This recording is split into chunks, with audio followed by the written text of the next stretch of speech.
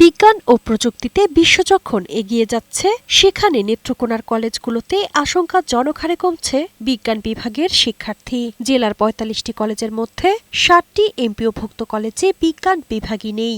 আর যেসব কলেজে বিভাগ রয়েছে, সেখানে মাধ্যমিকের পর অধিকাংশ শিক্ষার্থী মানবিক ও ব্যবসায় শিক্ষা বিভাগে চলে যাচ্ছে। গণিত ও পদার্থবিজ্ঞানের ভয়, ল্যাবের সংকট, অতিরিক্ত ব্যয় এবং মানসম্মত শিক্ষকের অভাবকে এর প্রধান কারণ হিসেবে দেখছেন অনেক শিক্ষক। অনেকে বিএসসি বা এমএসসি ব্যাচেলর অফ সায়েন্স নিয়ে আসেন, কিন্তু দেখা যায় যে মৌলিক এই যে সাবজেক্টের উপরে ওনারা কিন্তু আসলে বিশেষ কোনো ডিগ্রি থাকে না।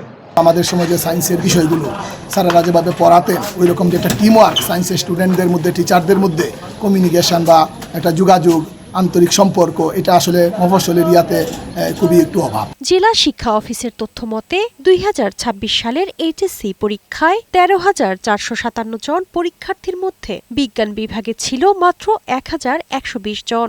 সরকারি ও এমপিওভুক্ত ২৩টি কলেজে বিজ্ঞান বিভাগের মধ্যে শিক্ষক রয়েছেন ১৩৬ জন। এর মধ্যে ১১টি কলেজে শিক্ষার্থী ১০ জনেরও কম, আরেকটি কলেজে একজনও ভর্তি হয়নি। তবুও এসব বিভাগে বছরে ব্যয় হচ্ছে ২ কোটিরও বেশি টাকা। শিক্ষাটা আসলে একটা সামাজিক আন্দোলন।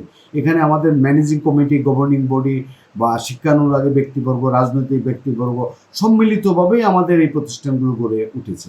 আমাদের বাংলাদেশ প্রেক্ষাপট যদি আমরা দেখি, যে গভর্নমেন্ট প্রতিষ্ঠান মাত্র 2%, 98% নন গভর্নমেন্ট প্রতিষ্ঠান। এই প্রতিষ্ঠানগুলো স্থানীয় শিক্ষানুরাগী বা দাতা ব্যক্তিবর্গের তত্ত্বাবধানে মূলত পরিচালিত হয়ে যায়। জেলায় বিজ্ঞান শিক্ষা উন্নয়নে উদ্যোগ নেয়ার আশ্বাস দিয়েছেন স্থানীয় সংসদ সদস্য ডক্টর রফিকুল ইসলাম হিলালি। সমস্যাগুলো চিহ্নিত করে আমরা কাটিয়ে উঠে আমাদের প্রত্যেক ছাত্র ছাত্রীকে বিজ্ঞান শিক্ষার যাতে তার অভিজ্ঞতাটা সমৃদ্ধ হয়, তার লক্ষ্যে আমরা কাজ করব। বিজ্ঞান শিক্ষার এই চিত্র শুধু শিক্ষার্থী সংকটের নয়, বরং পরিকল্পনাহীন ও অব্যবস্থাপনারও প্রতিচ্ছবি। সময়োপযোগী সিদ্ধান্ত না হলে ভবিষ্যতে এর প্রভাব দক্ষ মানব সম্পদ তৈরিতেও পড়তে পারে বলে মনে করছেন সচেতন মহল। শারমিন রিমি, বৈশাখী সংবাদ।